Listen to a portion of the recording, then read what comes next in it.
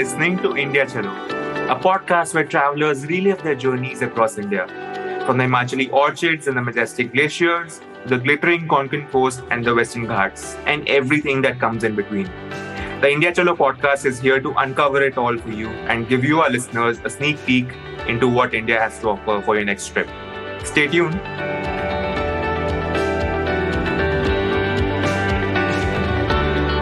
Hello, fellow travelers. Namaste and welcome to a brand new episode of the India Chalo podcast. This is episode 3 of season 2. I'm your host, Rohan. I'm so excited to have you on because every episode we dive deep into a destination within India and aim to explore it from a brand new perspective, from a very offbeat perspective. And this episode is no exception. But before I tell you where we are going in this episode, I'd like to introduce our guest for this particular episode, who is none other than Rubal Mehta. For those of you who haven't heard previous episodes of the show, Rubal had come on the show in season 1 and talked about her experience in Madhya Pradesh. So I highly recommend you check that out first. But for those of you who are listening for the very first time, Rubal is an architect and a humanitarian in the field of disaster risk reduction.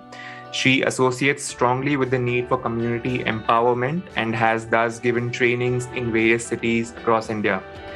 When she's not working, she can be found engrossed in tracing maps and finding the next state to explore within India.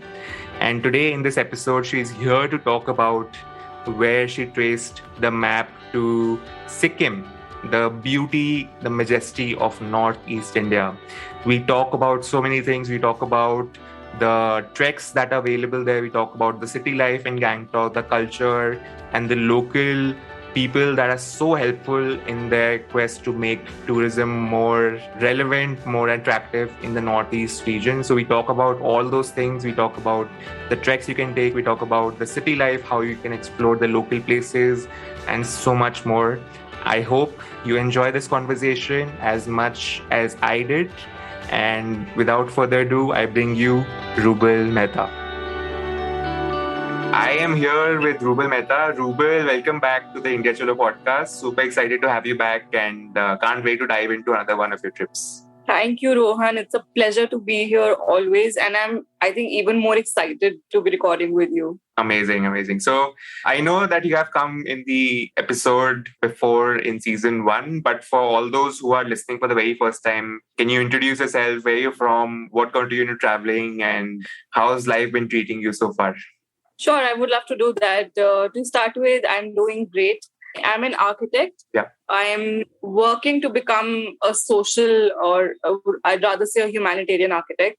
What got me into traveling? It's my zeal. I have made very conscious efforts to become a traveler and to become a solo traveler. In fact, I would say that is how I love to travel. And I'm a self-proclaimed nomad, backpacker, what say you. But I do credit my traveling journey, the beginning of it, to my parents, especially my mother. She has a travel bug. And she let me out on, school trips and whatever trips were happening with whichever school I was associated with. And in fact, my first trip ever was when I was 4-5 years old. Wow. Maybe I could not even brush my teeth properly. But that was the beginning of it, and totally credited to my parents. Yeah. Amazing. And where was your first trip? Oh, I wish I remembered. It must have been either Shimla or Chandigarh, one of these places in North India. Awesome. Yeah. And you're from Delhi originally, so you have explored North India in its entirety. And also, I think last time we spoke about Madhya Pradesh, so you've also explored that, right? Yes, absolutely. I am from North India. I'm from Delhi, born and brought up. I do, however, feel whenever somebody asks me, where do you think your home is? I always say it's in Kerala. I think I'm a Mallu at heart. And I know a lot of my Mallu friends would just laugh at me and be like, you don't even know the language and, you don't even know half the things about us. But I'm okay with it because I know how I feel when I'm in Kerala, and there's no place like it. So I think I'm a South Indian at heart. Okay. Wonderful. But yeah, please go ahead. No, I think that's wonderful. I think we should explore that in another episode of the show. Your fascination with Kerala and what draws you to it. Absolutely. So, Rubal, great. Which place are you taking us to today, and what is this episode all about? Tell us more. All right, great. I'm so excited to tell you about it. We are going to discuss a place which is completely off the axis of this north-south India. So we are going to travel to northeast, and in fact, even in northeast, a very special place called Sikkim. That's where I lived for 6 months of my precious life, and I toured northeast, explored a lot of places that I just thought were a dream, an unachievable dream. Because not a lot of people go to northeast, but a lot of people do want to go to the northeast. Wow, that's So wonderful. it was a dream come true for me. So, what led you to stay there for 6 months? Because normally you see travelers visiting Northeast and then maybe staying for a month or a little bit more. But what led you to visit there for 6 months? And tell us more about your journey there. Yeah, sure.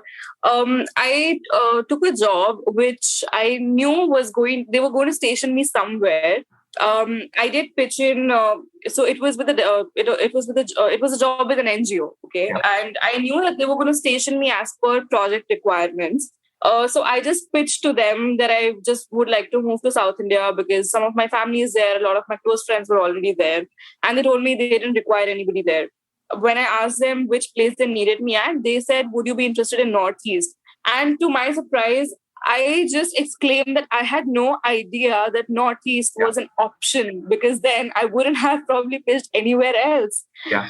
This was my golden opportunity to go to Northeast, to actually live there, interact with people. And one of the most exciting things which were a part of the project that I was doing was that I was going to work with the government. And, I know I'm generalizing here, but it's a good generalization. So I'm just going to go ahead with it, which is that these Northeast people, they have just a whole different set of principles, and the way they run, the way they talk, their sense of community, it is just outstanding. It's something that I wouldn't ever witness in a metropolitan city. So I just picked Sikkim for a lot of reasons. I remember being in fourth grade and doing some sort of research about it. In a geography class, we had to do a presentation or something, and I picked Sikkim. The reason being merely that it shares its borders with three countries, Yeah. and it's at the northern edge of India. So I just find it very interestingly placed geographically, and I just thought, given the history of it, how it became a part of India, it just would be very, very interesting to go there. That's amazing. I think that's also a dream come true, to combine work and travel to such a wonderful place. So I can't wait to dive in deep into this place with you. So Rubal, let's start with what time of the year did you visit Sikkim, and tell us more about the weather there, and what would you recommend travelers do in terms of how should they plan about going their trip during the year? Tell us more about that. All right. I was in Sikkim for all of its winter months. That was from October to March. Literally, October to March are the winter months. The day I arrived, in fact, the night I arrived there, it was raining, not full on raining. It was like drizzling. And it was actually very good weather because it was transitioning from that summer to rain to winter thing. And while I was there, winters are at their peak, especially December through February. Got it. It doesn't snow where I used to live. So I was stationed particularly in Gangtok, and I lived there. Like, my place of living was in Gangtok. But it snows a lot in North Sikkim and even South Sikkim, parts of it anyway.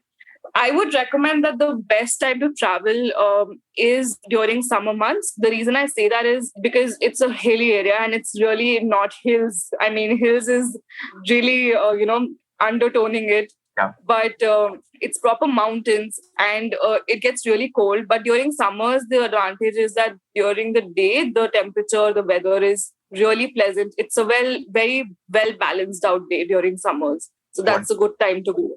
But during the winter, do you also think there's a different charm to Northeast India in terms of the snow-clad mountains or any other experiences that are relevant only to the winter season? Yes, the snowfall is something that's really special. It's quite a sight to see. Yeah. In that case, if you're really a fan of the snow, and let me tell you, you won't get snow this clean in a lot of these commercially and, commercial and famous tourist places which are in the northern parts of India or in the mountainous regions of India. So the snow here is extremely clean because Sikkim, I think, is largely untapped in terms of its conventional travelers and tourist places, right? So the snow here is clean. The environment is, oh my God, it is just amazing. The air, it's light, it's just peaceful and always puts you in a good mood. So yeah, during winters, snowfall is definitely a sight to behold. So if you want to see the snow, you should travel to North Sikkim, preferably. And you know what? You just need 3-4 days to do that. So you don't have to plan a long trip to North Sikkim for the snow, and you can just come back, go to other districts of Sikkim as well. But I do have to mention this that during March, April, when the winter is transitioning to summer, there's spring in between.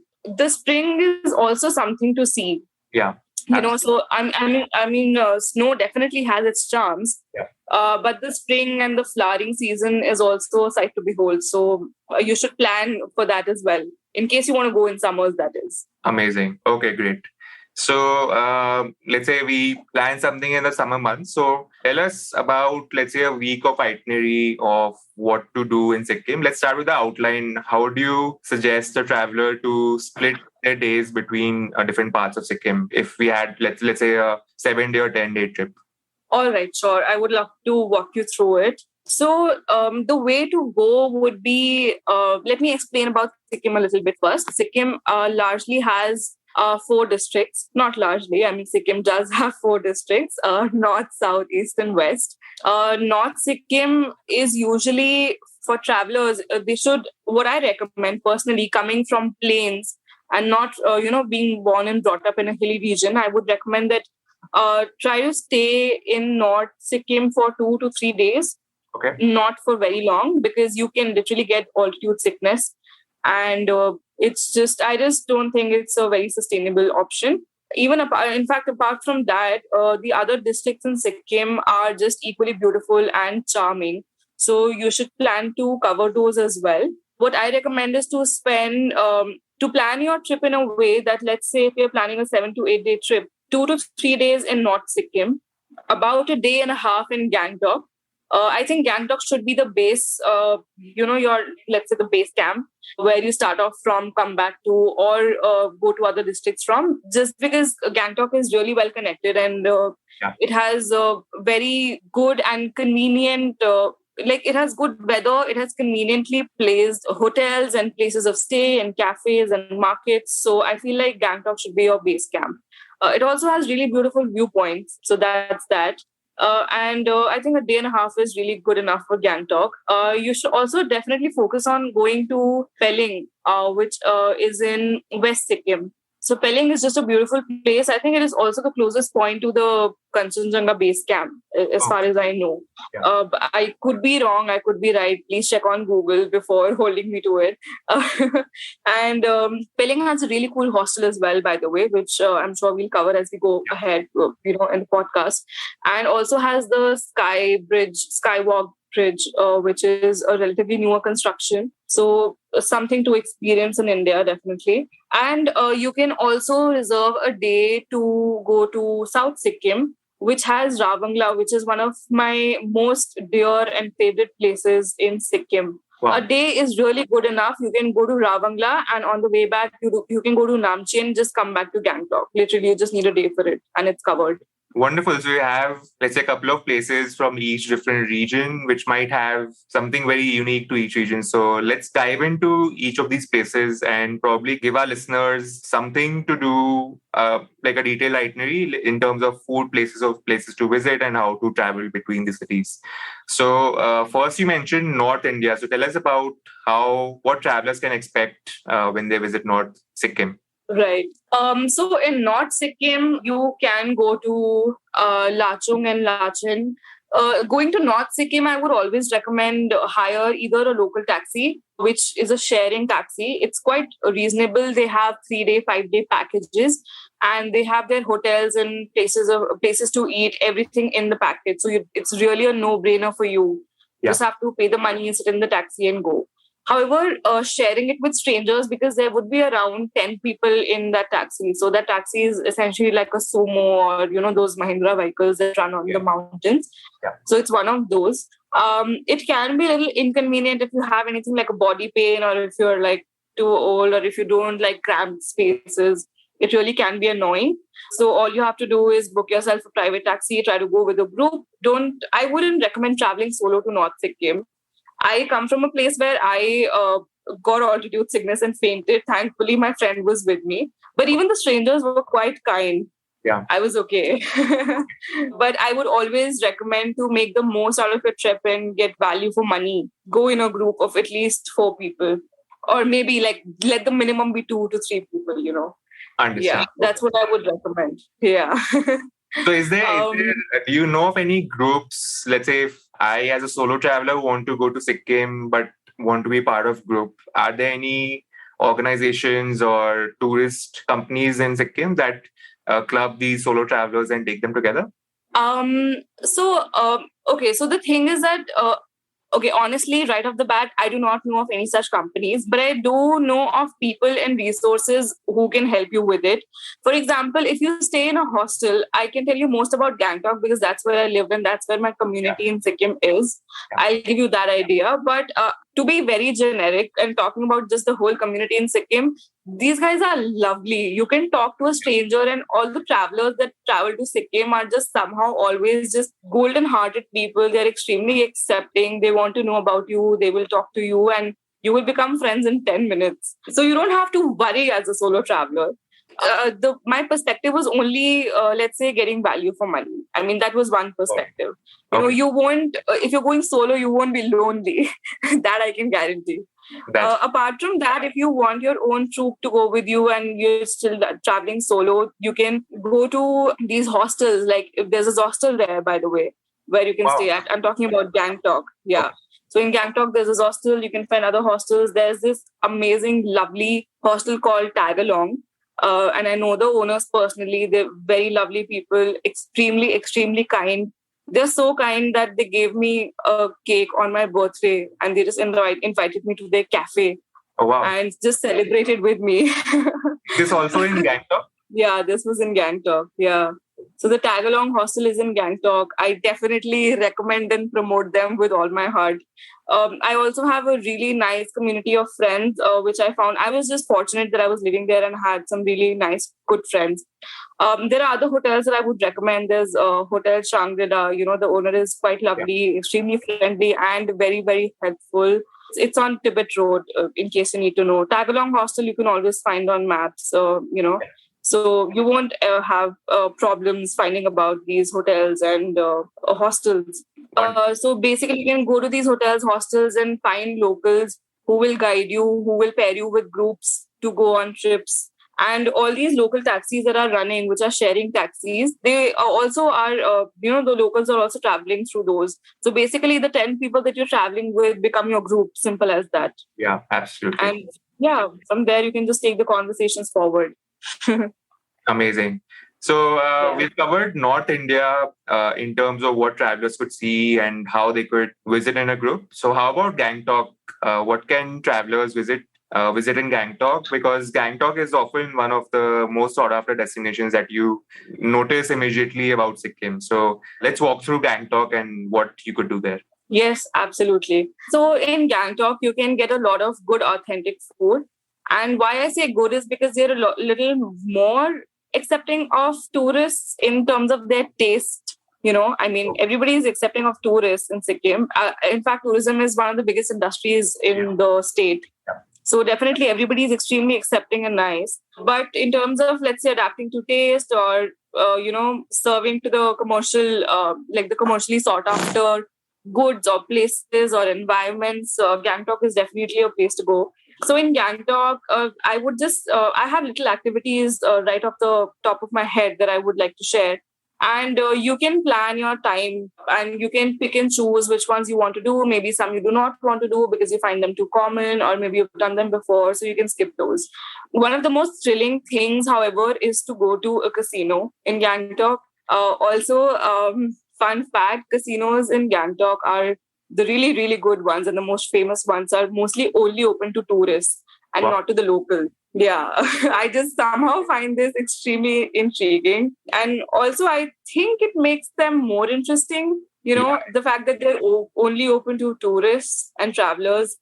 So I feel like casinos should be a place that you definitely would want to go to as a tourist. There is Mayfair Casino, which is, I think it was the first live casino in India. And there is a Delton Denzong, casino named Delton Denzong.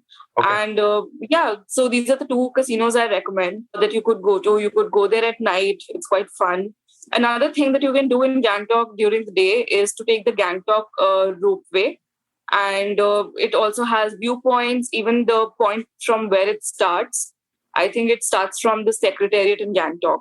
So even that has a viewpoint. Then Gangtok has another viewpoint apart from the ropeway, which is called Tashi Viewpoint, which is just something you can stroll to from the main market.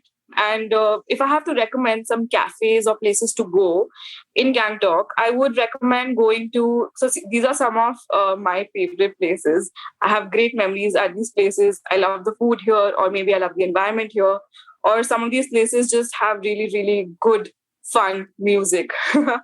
And during winter times, you can also find bonfires in some of these cafes. Okay. So one place I would recommend is Tyundal. I'm sure I'm pronouncing it wrong. Okay. But I'm sure Rohan is going to do the smart thing and include the names and links and whatever I will. he does so wonderfully in the comments and in the description of the podcast. I mean, that's just his thing. I'm leaving it on to you, Rohan. I'm sure I'll also get it wrong, but let's try it. Oh, I know the spelling, so I think we're sorted that way. All right. Another place is if you want to get a classy, authentic Tibetan food and chicken momo, a recipe that is unchanged for years in this hotel. It's called Hotel Tibet. Okay. Okay. And I would recommend asking your homestay or guest house or hotel owner which Hotel Tibet I'm talking about, because this is the only one. But there have been a lot of, copies. A lot of other cafes, little cafes or something have probably plagiarized its name. So it can be difficult for a tourist to find the original one. Yeah. But when you see it, you will know this place is one of a kind. It has authentic architecture. You can just look at it and know that you're going to get good Tibetan food here. In addition to all of this, I would recommend an authentic drink, that you get. I think it's a Nepali thing. And in fact, fun fact again, Nepal is a language that is spoken in Sikkim. So everybody talks in Nepali. Okay. It is, as far as history goes, now this is just extra knowledge that I have that I'm just showing into the podcast because my friends were nice enough to tell me about it. Is that so Nepali is spoken predominantly in Sikkim. That's also because the original community in Sikkim, which is I think the Lepcha community. So these guys actually know the original culture of Sikkim and what Sikkimese actually was the language.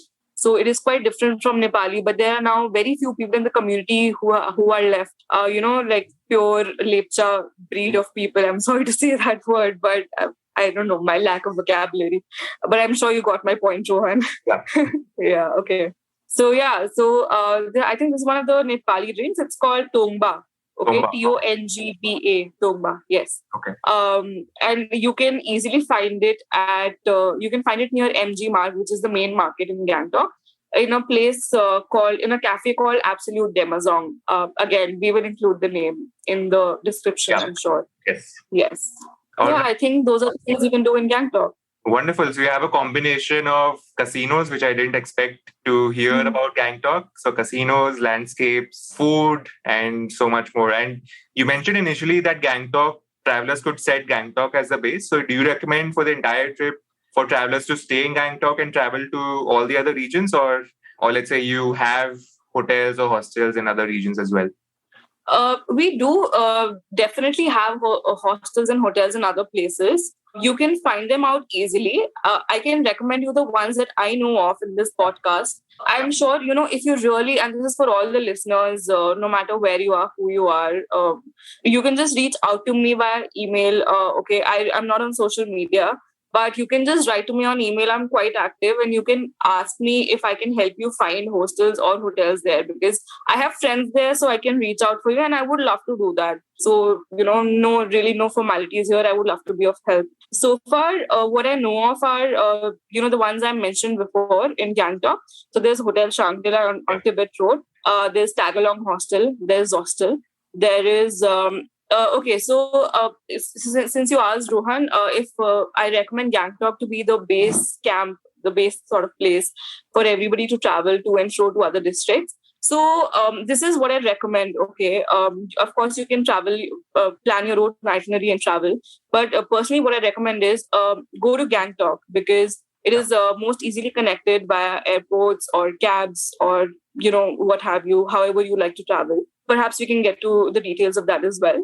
But go to Gangtok, start from there, go to North Sikkim, come back to Gangtok. The day after that, from Gangtok, go straight to Pelling.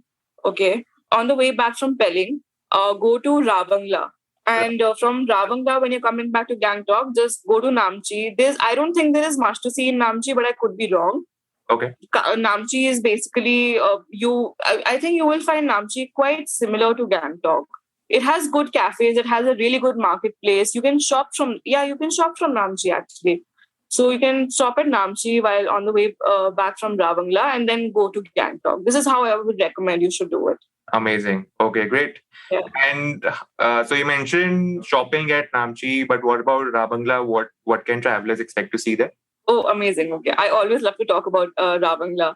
So Ravangla has one of the biggest Buddha statues. I'm not sure if it is the biggest, so I'm not going to claim that. But it has one of the biggest Buddha statues, I believe, in India. Again, I could be wrong. I'm sorry if my facts are wrong. I believe it's the biggest, okay, and it's the most beautiful. So I will say that. Yeah. Yeah. So there's that. And literally, the Buddha statue, it has the most beautiful, well-maintained complex. You can walk there. There are so many stairs and steps. You can take amazing, amazing pictures there. The weather is always good. Ravangla is quite windy, so it can be chilly during winters. But if you go during the day, which is something I did, oh my God, the sky is beautiful. The weather is amazing. The air is just wind blowing in your hair. It's everything you need from a trip in that one place. Yeah, the Buddha statue is just something to see. It's unbelievable how big and beautiful it is. It's unbelievable how perfect the architecture and the design of everything around that whole temple complex is. There's fountains. There's I don't know what I did there was I just went there, and after I had been through the temple, did my prayers, walked down the steps in that complex. I just sat next to the fountain, or in fact, there was some grasslands or something there. Beautiful steps in landscape. I just literally put a towel and just lied down there.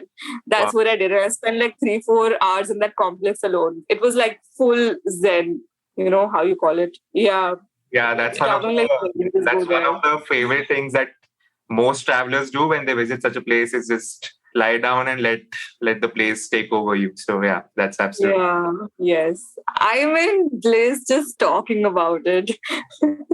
Wonderful. I can hear it in the way you're speaking. So that's amazing. And I'm sure travelers have something to look forward to as well when they go there. They have the experience already in hand. All right, that sounds really wonderful. You have a combination of different places. You have Gangtok, you have Ravangla, you have Namchi for different things to do. And you mentioned Pelling also. So tell us more about what we could do in Pelling. Yes, absolutely. I would love to tell you about Pelling. So Pelling, I actually went with my colleagues. So I have a very different experience of that place. Also, it is personally very special to me because that's where my colleagues became my friends. Yeah. So everything that happened in Pelling largely contributed to that. To start off, we felt so blessed that we got a hostel like the one we did in Pelling.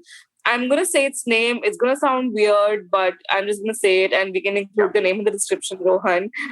So the hostel is called Mozzarella Ostello, and it is one of the coolest hostels I've been to. And it is picturesque, it's beautiful, it's comfortable, it is convenient. In fact, very conveniently located.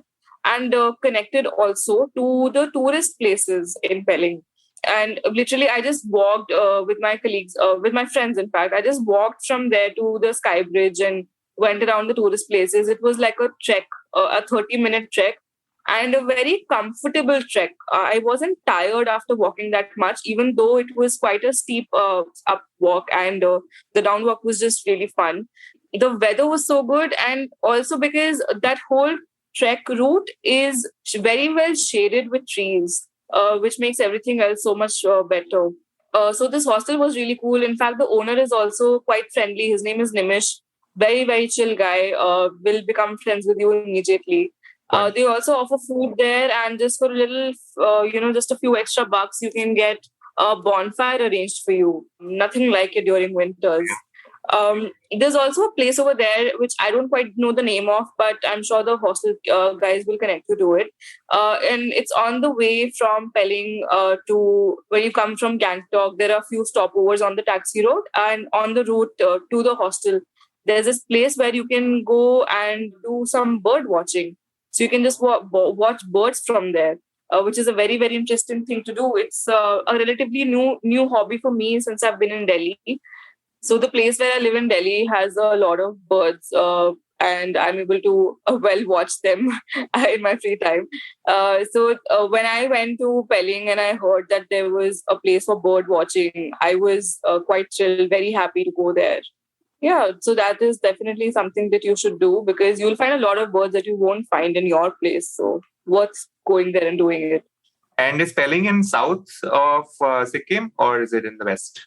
So Pelling lies in the west district. Okay. Yeah. Also, since you mentioned Pelling again, I just remembered that Pelling had one of the starriest night skies that I have seen. Amazing. Yeah. So if you are into what is that? Stargazing. If you're into stargazing, you will definitely enjoy Pelling. Just look up when you're walking, and that's all you need to do. Wonderful. So, Rubal, we have covered so much in Sikkim and so many different activities and everything to do. How would you recommend travelers to travel around Sikkim? Like, what are the different transportation options? You mentioned SUV vehicles that are available from Gangtok or from many different regions, but are there any more like buses or any other taxi services that are available? Right. So there are no buses or bicycles or autos or rickshaws or anything of that sort because it's a very it's a mountainous region and the mountains are there. The terrain is quite steep. I think it is not possible scientifically, physics wise, not possible for vehicles like that to run there. Taxis are there. In fact, taxis are. The network of taxis is such that they will take you wherever you need to go, even if you need to take some connecting taxis, let's say from point A to B. So you will be sorted that way in terms of travel. It won't be a very big issue. How to get to Gangtok or Sikkim, that I can tell you. So I know about Gangtok, so that's what I'm going to mention because I wouldn't want to misguide anybody. Yes. But I feel like as far as my knowledge goes and as far as my friends have told me, taught me, informed me, the most convenient and closest and relatively direct connectivity is with Gangtok. So that's why I say start and end your trip at Gangtok. Okay. That's why I recommend it. Yeah. So getting to Gangtok, there are two ways. See, if you're coming from a nearby state, let's say Kolkata or Bihar or any other state that's close by, I would suggest taking a direct vehicle by road. Okay. I definitely mean a taxi that way. I don't mean a bus or anything else. If you want to travel by train, of course, no matter where you stay, if you want to travel by train, you can take a train till NJP station. It's New Jalpaiguri. It's in Kolkata. Yeah. Okay. And from there, you can get a local taxi that runs to Gangtok. Okay. So there is a taxi service that runs from train stations as well as from the airport to Gangtok. Okay. And the taxi service is called WizRide. WIZZ. WizRide. And they have a not relatively, in fact, they have a decent connection. The best thing is that imagine it like Uber in your state. If Uber or Ola runs in your state, or in your place of stay. So it's like that. So basically, you can find it online. There's a website for it, wizride.com or something. I'm sure if you Google Wizride, you'll find it. And we'll include the link as well. Yeah. So you can just get a book of Wizride for yourself in advance. You don't have to do it the morning or the time at which you arrive. You can do it a week in advance. Yeah. It's all good. It's the most nominal rates and the best service you will get. They stop on the way over also for food. So you're sorted that way as well. And even if you want to travel by air, the closest airport is in Kolkata. So how about, you mentioned train and you mentioned from NJP, and then what about when travelers want to go by air? What's the closest airport? Can they land straight at Gangtok, or do they have to take a closer airport and then travel by taxi? Right. So if you want to travel by air routes, you can book your flight till Bagdogra. And again, book your taxi, take a Wizride. I'm sure there are other taxis available as well. It's just that I recommend Wizride from my personal experience, and the locals also prefer it. Yeah. It's the best routes and it's a good value for money. They run on schedule. Everything is great about it.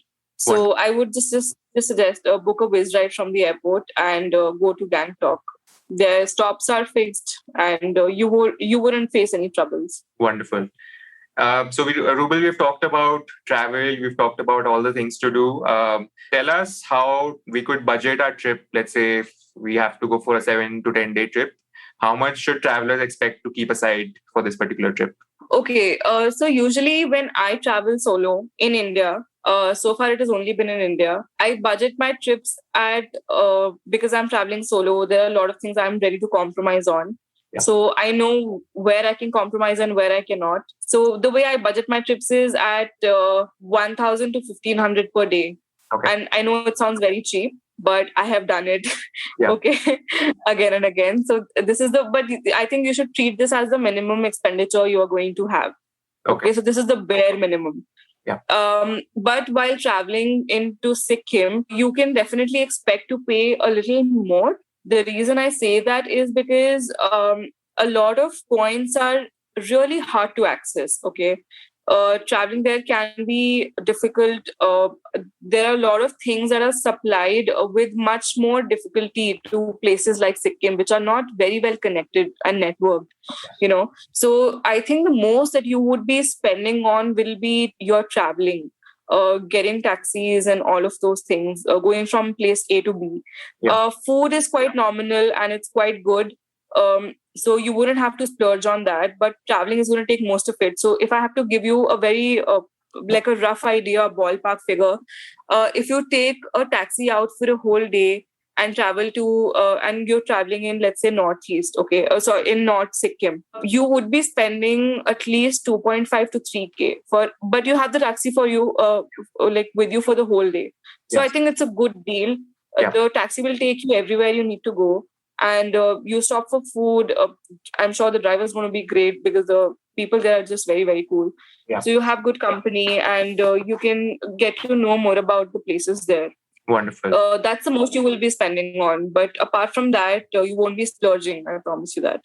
Amazing. Great. So equally good for, let's say, budget traveler, but also someone who's looking to spend more time like you did in Sikkim. So amazing. Yes.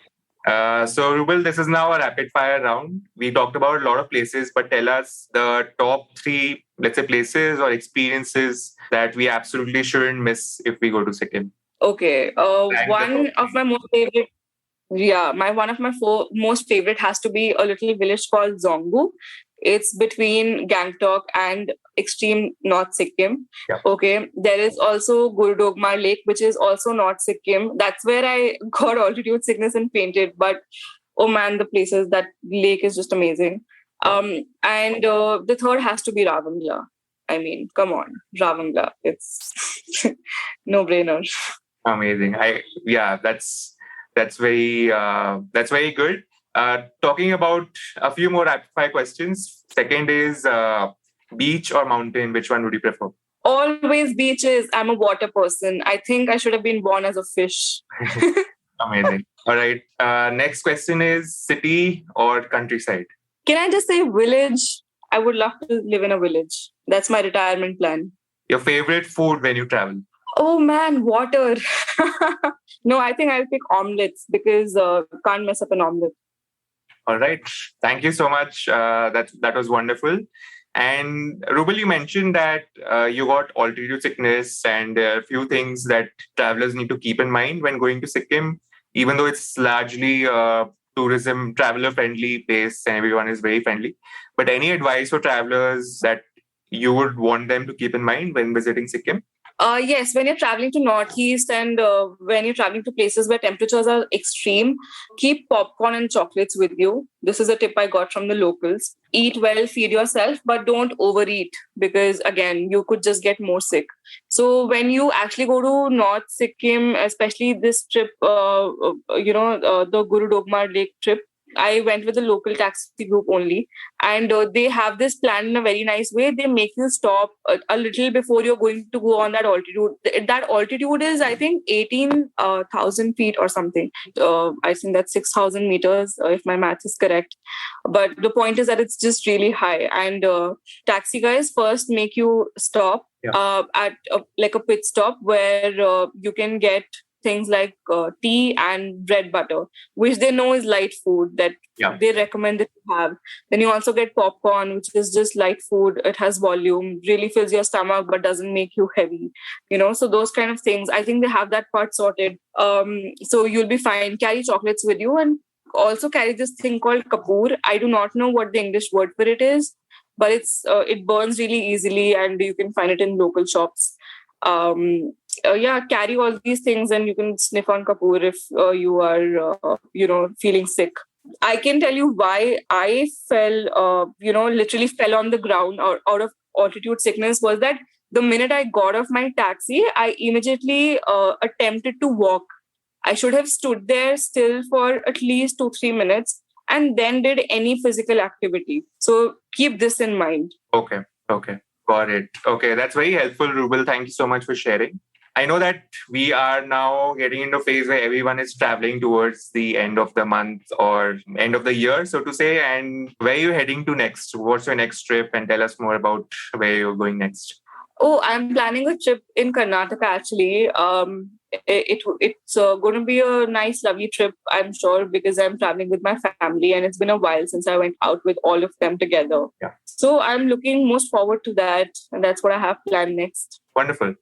And I know you're not on social media, but where can travelers reach you more? Let's say to follow up about Sikkim or talk to you about travel or anything else like that.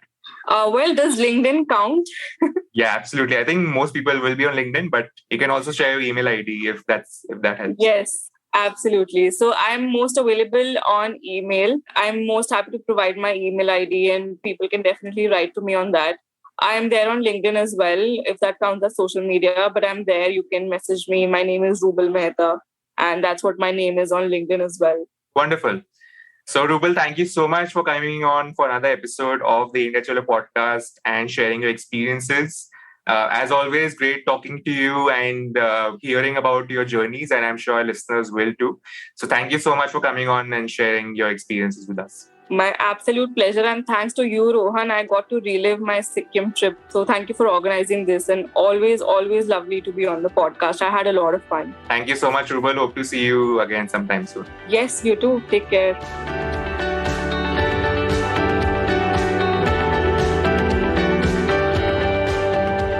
If you enjoyed my conversation with Rubal and want more such episodes on the show, do go on Spotify, do leave us a rating. It helps the India Chalo podcast in reaching as many travelers as possible and come closer to our quest to discover offbeat destinations and the gems that India has to offer. So if you are listening on Spotify, go rate us. If you are listening on other platforms and they also have a rating service, do rate us there as well. It would mean a lot to us. We are coming up with more exciting episodes in the future, more interviews, more monologues, more experiences, more adventures. So stay tuned for the India Chalo podcast. I'll see you soon.